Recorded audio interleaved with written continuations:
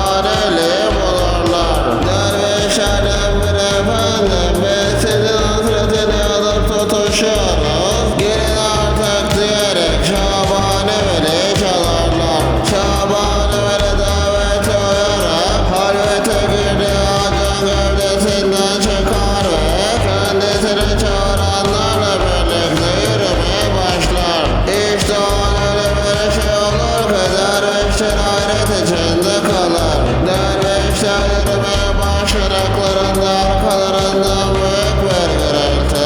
Çünkü günlerce seçilmiş olan insanın bağrında bulunduran çınar ağacının Hazreti Pir'in onun ayrılmasını dayanamayarak arkalarında yürümeye başladığını, peşlerinden geldiğini görürler. Şaşkınlıklarına gizleyemeyen dervişler büyük bir heyecan ve hayret içinde kalırlar. Böyle bir durumla karşı karşıya kalan Şaban Efendi başını hafifçe çevirerek ağacımızı ısrarla seninle paylaştıkça sırrımızı çıkar demediler. Bu sözler üzerine çınar ağacı olduğu yerde durur ve kökleri toprağa salar. Hazreti Pir hakkında pek çok kitap yazılmış. Kerametleri dilinden dile günümüze kadar gelmiş. Yaptığı iyilikler ve yardımseverlik sayesinde halkı tarafından kısa zamanda sevilmiş. Gösterdiği kerametler ve yetiştirdiği talebeler sayesinde Şabani tarikatına bütün dünyaya gelmiş. Şabani Hazretlerinin öyle kerametleri vardır ki yakın zamanda bile yaşayan insanlara yardımına koşmuş. Zamanı tesinde yaşanan bu esrarengiz olayları yaşayan kişilere